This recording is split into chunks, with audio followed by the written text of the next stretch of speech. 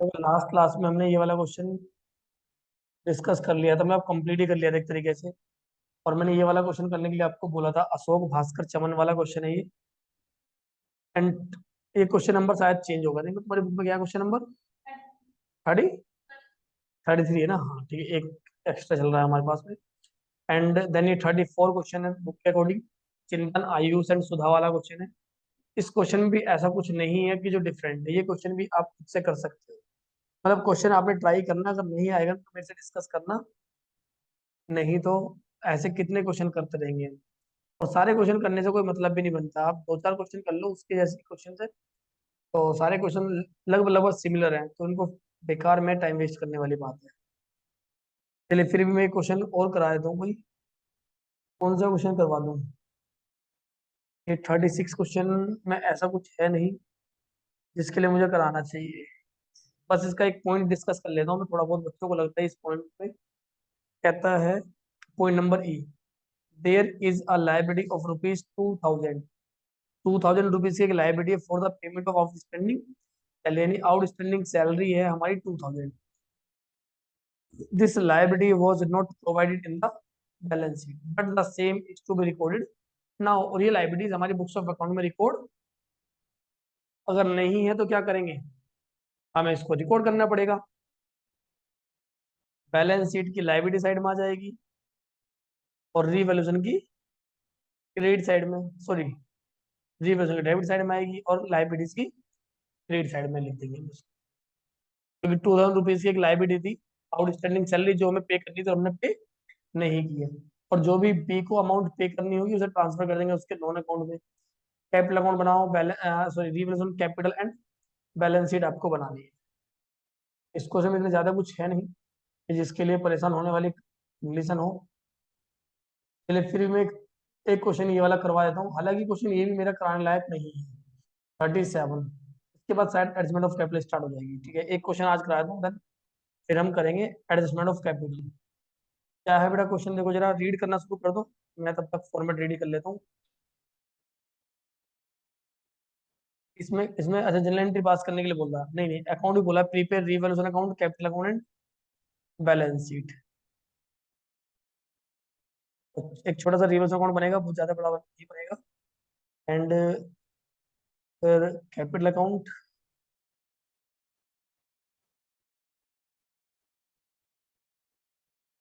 तीन पार्टनर है and balance sheet.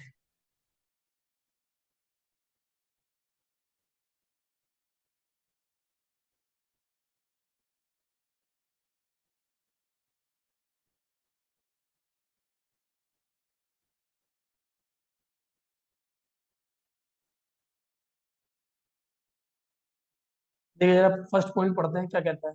Goodwill of the firm is to be valued at, जो पूरी firm में गुडविल है उसको कितना वैल्यूएशन किया उसका, 34,800। क्या करना होता है गुडविल का, इनके गेनिंग रेशो में डिस्ट्रीब्यूट करना होता है। इस क्वेश्चन में पूरे क्वेश्चन में आप रीड करोगे तो कहीं पर भी गेनिंग रेशो नहीं दिया। यहाँ रिटायर हो रहा है जेड, तो जेड को अगर आप हटा देते हो तो इनका जो रेशो बचेगा वो होगा 3:2। कैपिटल अकाउंट में 3:2 के अकाउंट 3:2 में डिवाइड कर लेंगे इसे। लेकिन इसका शेयर जल्दी से फटाफट फाइंड करो कि कितना अमाउंट होगी जो डिस्ट्रीब्यूट करनी है। जल्दी बताओ कितनी अमाउंट डिस्ट्रीब्यूट हमें करनी होगी। कौन सी वाली गुडविल? हाँ तो वही बैलेंस शीट वाली गुडविल का नहीं करना होता इनका। बैलेंस शीट वाली गुडविल को तो हम राइट ऑफ करते हैं कैपिटल अकाउंट में, वो तो बाद में करेंगे ना। अभी पहले हमें क्या करना चाहिए, इनके सेक्रीफाइसिंग गेन रेशो में डिस्ट्रीब्यूट होगी।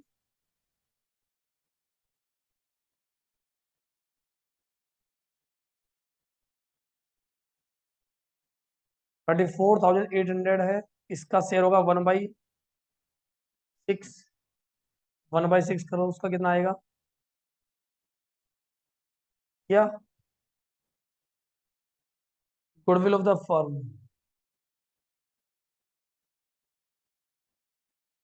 34,800। रिटायर हो रहा है सी, सॉरी जेड।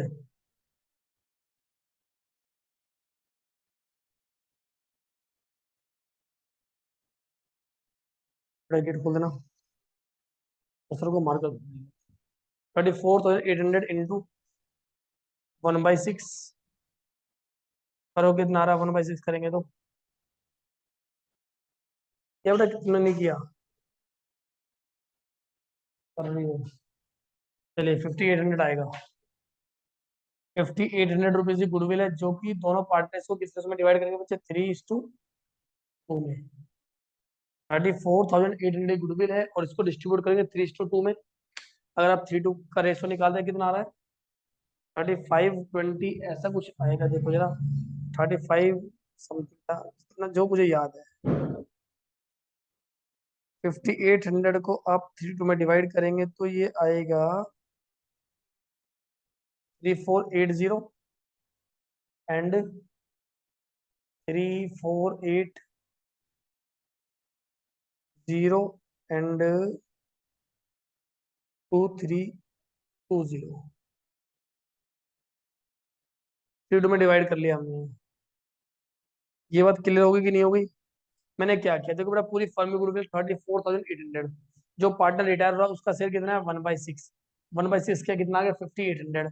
और 5800 को गेनिंग रेशो में डिवाइड कर देंगे। इन दोनों के कैपिटल अकाउंट में डेबिट हो जाएगा 3480 2320 to Z capital account. And यहाँ पर by X and by Y, by X and by Y capital account इतना कर। सेकंड पॉइंट आपको भी, इस वाली गुडविल को नहीं देख रहे अभी हम, इस गुडविल की कोई बात नहीं हो रही है। Value of patents is to be reduced by 20% and machinery की रिड्यूस होगी 290%। तो बड़े यहाँ बात है काम की, यहाँ पर है 290%, यानी 90% तक। और बाई 20% मतलब इतने परसेंट से कम हुआ है। पेटेंट्स कितने थे, पेटेंट्स की वैल्यू थी, कहाँ है पेटेंट्स, ये थे 10,000। 10,000 का 20% कम कर दो, कितना आएगा, 10,000 का 20% करेंगे तो 2,000। रिवर्स अकाउंट बढ़ा लेते हैं।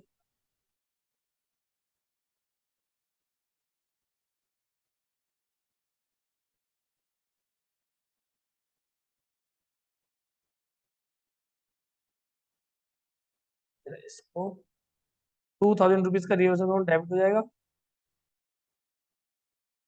To patents 2,000 and balance sheet में कम करके ले देंगे, अभी एक साथ ले देंगे। मशीनरी कहता है मशीनरी हमारी कम हो गई 290%, मतलब मशीनरी भी 10% से कम हो जाएगी। 90% तक कम हुई है तो 10% कम हो गई। पहले मशीनरी कितनी थी, 50,000। 50,000 का 10% 5,000। और न्यू वैल्यू जो भी आएगी मशीनरी के एंड पेटेंट्स के दोनों को लिख देंगे, मशीनरी एंड पेटेंट्स।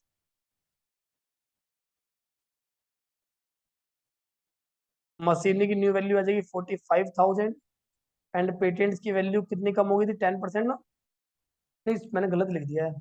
पेटेंट्स की वैल्यू कम हुई थी 20%, तो ये आएगी 6,000, मैंने गलत लिखा है। देखो पेटेंट्स 20% था, तो पेटेंट्स पहले कितना, 10,000। 10,000 का 20% होता है 4,000। अरे मैं क्या हो गया मुझे, हाँ सही था मुझे, क्या दिमाग क्या कैलकुलेशन चल रही है मेरे माइंड में। 8,000, 8,000 कम हो गया ना, 2,000 रुपीज कम हो गया है। प्रोविजन फॉर डाउटफुल डेब्ट is to be created at 6% on debtor, यानी हमें प्रोविजन फॉर डाउटफुल डेब्ट क्रिएट करना है कितना, डेटर का 6%। जरा देखो बैलेंस शीट में कितने डेटर्स थे, डेटर्स है 40,000। 40,000 का अगर 6% करते हैं तो कितना आएगा, 2,400। 40,000 का अगर 6% करेंगे तो ये आएगा 2,400। और ऑलरेडी हमने कितना प्रोविजन बनाया हुआ है, 2,000 का प्रोविजन क्रिएट किया हुआ है। तो हम और कितना प्रोविजन बनाएंगे, 2,400 का प्रोविजन हम और क्रिएट करेंगे। तो प्रोविजन फॉर डाउटफुल डेब्ट ओनली 400 का प्रोविजन बनेगा, क्योंकि हमारे पास में पहले ऑलरेडी 2,000 का प्रोविजन है। और बैलेंस शीट में माइनस कर देंगे पूरे के पूरे अमाउंट, 2,400 होगा ना। 40,000 का 6% 2,400 आएगा। और डेटर्स की वैल्यू कितनी, देखो डेटर्स है 40,000, लेस करेंगे उसे प्रोविजन 2,400, प्रोविजन फॉर डाउटफुल डेब्ट 2,400, 37,600।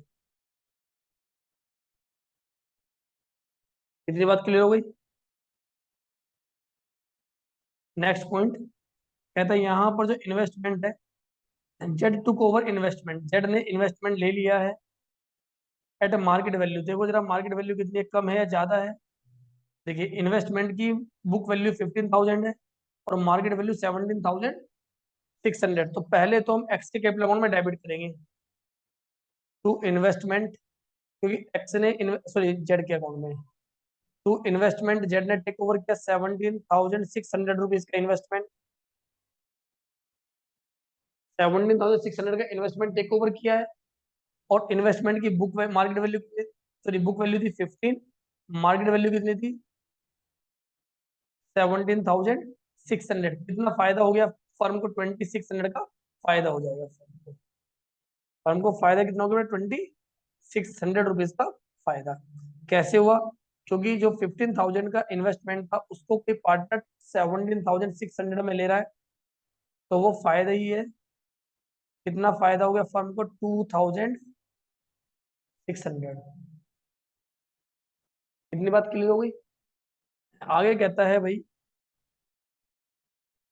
Next point, liabilities for workman compensation to the extent of 750। हमारे पास वर्कमैन कंपेंसेशन रिजर्व कितना है, 750, सॉरी लाइबिलिटी है 750। क्या रिजर्व है हमारे पास कुछ, यस। कितना रिजर्व है, देखो हमारे पास वर्कमैन कंपेंसेशन रिजर्व था 12,000 का, 750 की हमारी क्या है लाइबिलिटी। तो जितनी लाइबिलिटी है उसे हम बैलेंस शीट में दिखाएंगे, जितनी हमारी लाइबिलिटीज है। वर्कमैन कंपेंसेशन क्लेम 750, ठीक है। रिजर्व था हमारे पास 12,000 का, लाइबिलिटी कितनी होगी इसमें 750। अब कितना बचता है हमारे पास 11,200। ये 11,250 जो रिजर्व बचता है उसको तीनों पार्टनर आपस में डिवाइड डिस्ट्रीब्यूट कर लेंगे बाय वर्कमैन कंपेंसेशन रिजर्व। किस रेशो में करेंगे, तो जो इनका ओल्ड रेशो था 3:1। चेक कर सकते हो स्टडी में, कुछ नहीं स्टडी में 3:1 इनका रेशो था। जब 3:1 में डिवाइड कर दो वर्कमैन कंपेंसेशन रिजर्व को, 11,250 को अगर डिवाइड कर दे 3:1 में, तो ये आएगा 1875 और 3750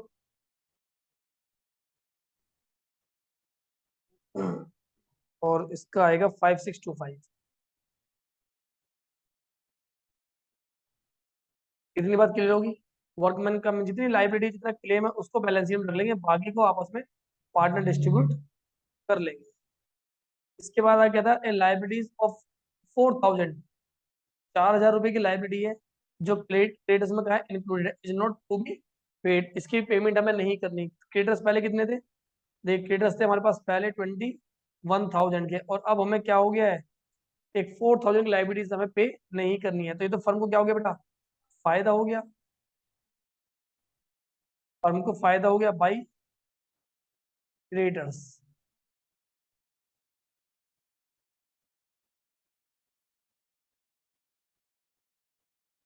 बाई क्रेडिटर्स 4,000 और बैलेंस शीट में हम इसको क्या करेंगे, माइनस करके दिखा देंगे। पहले कितने क्रेडिटर्स थे हमारे, 21, 4,000 माइनस हो गए 17,000। इसमें नेक्स्ट पॉइंट में कहता है कि हमने यहाँ पर एक अमाउंट थी जो ड्यू को हमें पे करना था, उसमें से 5,067 अभी हमने पे कर दिया है। 50% एक साल बाद पे करेंगे, बाकी बैलेंस 3 मंथ बाद करेंगे। इस चीज को छोड़ो, पहले अकाउंट क्लोज करते हैं इसका, देख लेते हैं कितना आखिर हमें पे करना था। जब हमने जैसी बेटा एडजमेंट खत्म होती है ना, जैसी एडजमेंट खत्म होंगी हम सबसे पहले क्लोज करेंगे इसका कैपिटल अकाउंट, सॉरी सबसे पहले क्लोज करेंगे रीवैल्यूएशन अकाउंट। पहले रीवैल्यूएशन अकाउंट का टोटल कर लो कितना आ रहा है। हम्म पहले कंप्लीट करें, फिर कैपिटल अकाउंट करें, फिर बैलेंस शीट करें। हाँ ऐसा आप कर सकते हो, लेकिन मैं बता रहा हूँ अगर आप ऐसा करते हो तो आप महा बेवकूफी वाले काम कर रहे हो। जानते हैं कैसे, पहले आप रिवर्स अकाउंट बनाओगे, सारी एडजमेंट पढ़ोगे, फिर आप जब कैपिटल अकाउंट बनाओगे तो फिर सोचोगे ना कौन सा आइटम कैपिटल अकाउंट में जाना है, फिर आप उसमें से एडजमेंट ढूंढोगे, यानी फिर से आप दोबारा एडजमेंट पढ़ के अपना टाइम वेस्ट करोगे। फिर जब बैलेंस शीट बनाओगे तो फिर आप इनके आइटम्स चेक करोगे कि कितनी अमाउंट प्लस करनी थी, कितनी अमाउंट माइनस करनी थी। तो आपको ऐसा नहीं लगता कि आप एक क्वेश्चन को 3 बार पढ़ोगे, एक ही पॉइंट को आप पता नहीं कितनी बार पढ़ोगे और गलती होने के चांसेस होंगे। इसलिए हमें क्या करना है, हम एक पॉइंट को पढ़ेंगे और उसे एक ही बार में कंप्लीट कर देंगे, दोबारा हमें जाना है ही नहीं। अब देखो मैंने सारी एडजमेंट एक बार पढ़ लिया, मैं दोबारा एडजमेंट को देखने जाऊंगा ही नहीं, मेरे काम की नहीं है, समझे ना। इसलिए हमें क्या करना है, पहले हम एक बार एक को एक पढ़ेंगे, दूसरे एक ही बार में तीनों फॉर्मेट रेडी करेंगे और तब सोल्व करेंगे। इनका टोटल आ रहा है बेटा 7,400, 7,400, और इस तरीके से लॉस आ गया कितना, 800 का शायद। क्या जी, पूरा हो गया बेटा, रिवर्सल तो पूरा हो गया ना। जैसे ही एडजमेंट खत्म होती है वैसे ही रिवर्सल अकाउंट का खेल खत्म हो जाएगा। एक्स वाई जेड, तीनों पार्टनर्स क्या करेंगे, एक्स वाई जेड इसको 3 to 1 में डिवाइड कर लेंगे। यहाँ आएगा बच्चे 400, और यहाँ आएगा, ये आएगा, डिवाइड करके देखोगे 133, सॉरी मैंने गलत लिख दिया है, 133,267।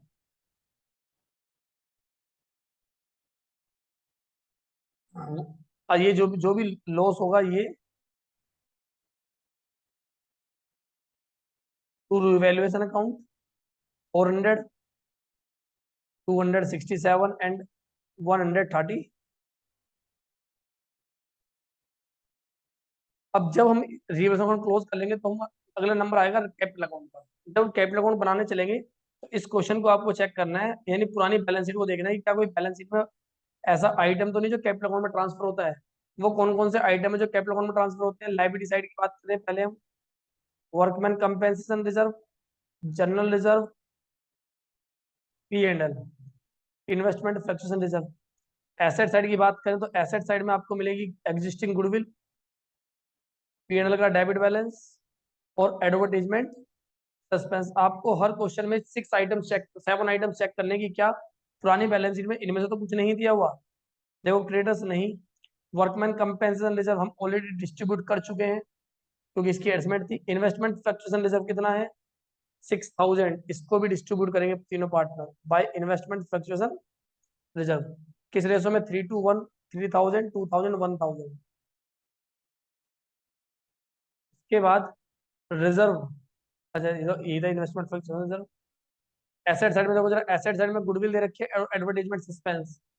जो गुडविल है ये कैपिटल अकाउंट के डेबिट में 6,000 थी, तो 3,000, 2,000 एंड 1,000। एडवर्टाइजमेंट सस्पेंस 5250, 5250 को आप डिवाइड करेंगे 3 to 1 में, तो ये आएगा 875 एंड 2625 और 32 है ना, 1750। ये भी पॉइंट्स खत्म हो गए। बैलेंस शीट, बैलेंस बीडी कितना था, 68, 32 and 21, 68, 32 and 20, 32 and 21।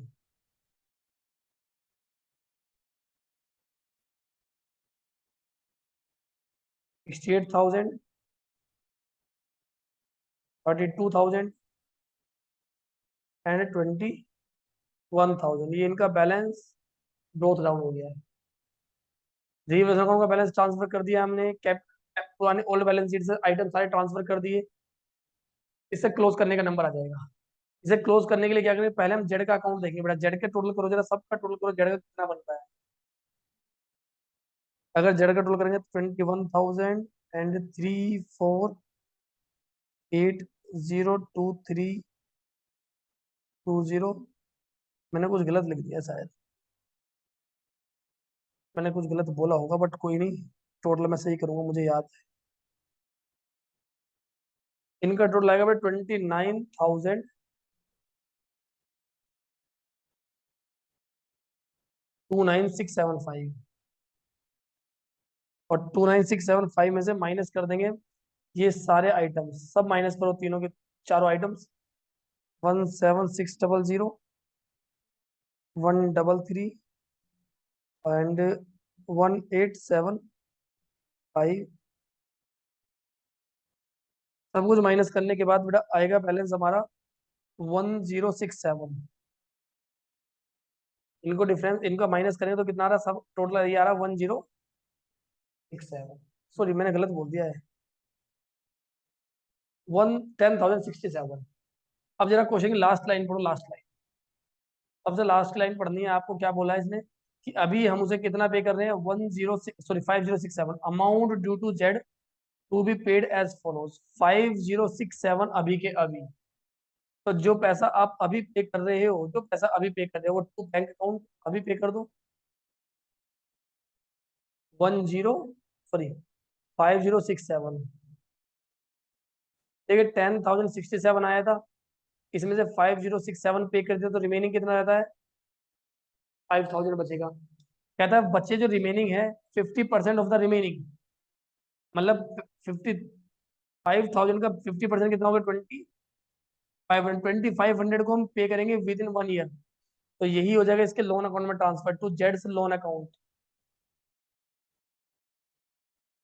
And balance balance कितना हो गया, वो भी 2500, उसे हम पे कर रहे हैं 3 मंथ के, ड्राफ्ट दे दिया अभी हमने उसको। तो जो ड्राफ्ट से पेमेंट होगी उसके लिए हम एक्सेप्ट कर लेंगे बिल्स पेबल। क्या एक्सेप्ट करेंगे बेटा, बिल्स पेबल एक्सेप्ट कर लेंगे।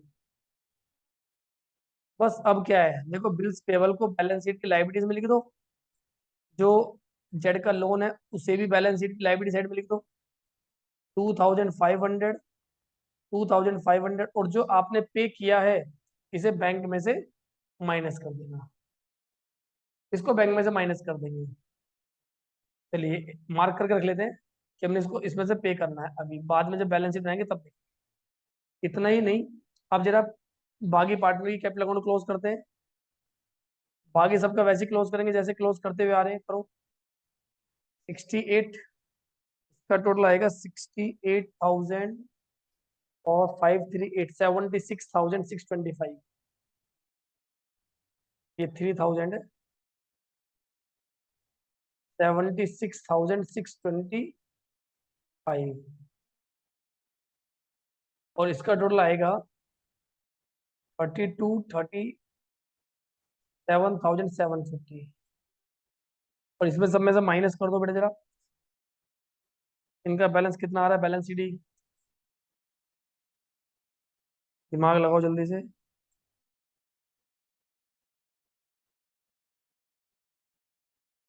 Something is 3480 400 2625। और इसको माइनस करेंगे 76625 से, ये आएगा 67120।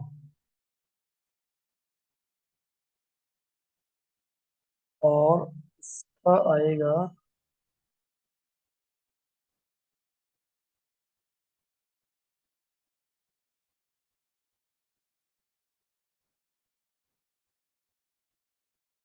37,750 माइनस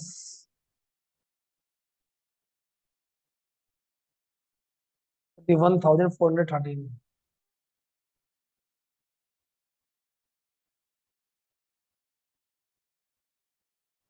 तो बैलेंस कैरिड डाउन, और यही बैलेंस जो इनका निकाला है हमने कैरिड डाउन, इसे बैलेंस शीट के capital accounts X and Y. X का आ रहा है 67120 और ये आ रहा है 3141। ये दोनों का टोटल कितना आ रहा है, 67120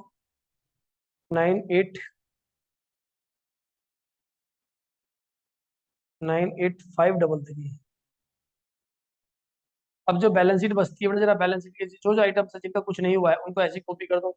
सबसे पहले तो कैश कॉपी हो जाएगा, कैश एट बैंक। एक कैश एट बैंक में कितने थे, 5750, इसमें से माइनस करेंगे 5067 जो उसको पे कर दिए हैं, याद है कि हमने उसको पे किया था कुछ बैलेंस 683। इसके बाद डेटर्स हमारा हो चुका है, stock as it is copy हो जाएगा, कुछ इसमें चेंजेस ही नहीं है। ये 683 है। अच्छा 30,000 था ये। इसके बाद इन्वेस्टमेंट हो चुका है, स्टॉक हो गया, पेटेंट्स हो गया, मशीनरी, गुडविल इन्वेस्टमेंट सारे हो चुके हैं। अब आप क्या करो बेटा, इसका टोटल कर दो दोनों साइड। अच्छा लाइबिलिटी साइड तो चेक करनी की नहीं हमने। लाइबिलिटीज में क्रेडिटर्स हो गया, WCR हो गया, इन्वेस्टमेंट फ्लेक्सिबल रिजर्व हो गया है, सब कुछ हो ही गया है। अब दोनों साइड का टोटल कर लो, देखो जरा कितना आ रहा है।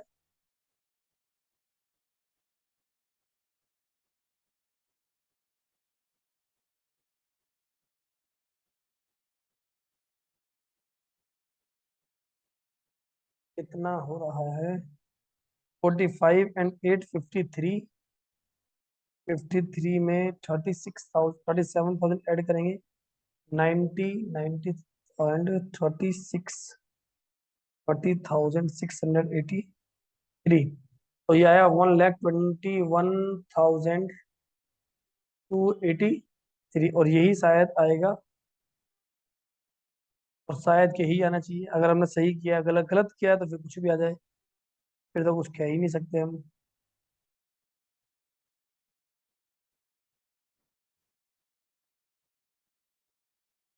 121,283।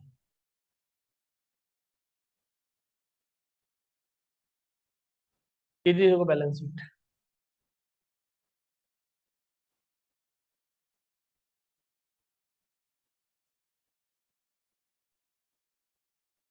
और क्वेश्चन को थोड़ा स्पीड मोड में करना है, ये तो मैं समझाने में 30 मिनट्स दे रहा हूँ, और खुद से करिए क्वेश्चन को। और 15 मिनट से 20 मिनट्स के अंदर क्वेश्चन मैक्सिमम हो जाना चाहिए। लास्ट है तुम्हारे लिए 20 मिनट्स, तो ये क्वेश्चन लास्ट है 20 मिनट्स, मैक्सिमम 20 मिनट्स में हो जाना चाहिए हर हाल में। अदरवाइज क्वेश्चन 15 to 16 मिनट में होना चाहिए। नहीं सारे क्वेश्चन इतने बड़े बड़े थोड़े ना आते हैं, कुछ ही क्वेश्चन आते हैं इतने बड़े बड़े। तो उन्हीं में आपको स्पीड बनानी है ना अपनी, कि हम 20 मिनट्स के अंदर 20 मिनट्स भी ना लें। आधा घंटे तो नहीं, 20 मिनट्स, ये तो मैंने आधा घंटा तुमको समझाने में, मैं तो क्योंकि इस पे इतना फास्ट नहीं लिखा जाएगा ना जितना फास्ट हम नोटबुक पे लिख देंगे। ठीक है, ये क्वेश्चन था बस।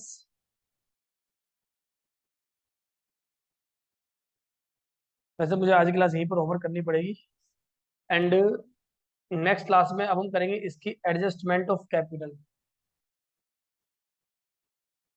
मतलब थोड़ा सा डिफिकल्ट है, बहुत ज़्यादा नहीं है। एक एडजस्टमेंट हमें और एक्स्ट्रा सीखनी है। तो अभी हम करते हैं इस क्वेश्चन को। तो ये हमें क्वेश्चन करना है। नेक्स्ट क्लास के लिए आपको मैंने बता दिया क्या पढ़ के आना है। ये सारे यहाँ तक ये सारे क्वेश्चन कंप्लीट करो, उसके बाद फिर हम क्या करेंगे, एडजस्टमेंट ऑफ कैपिटल स्टार्ट करेंगे।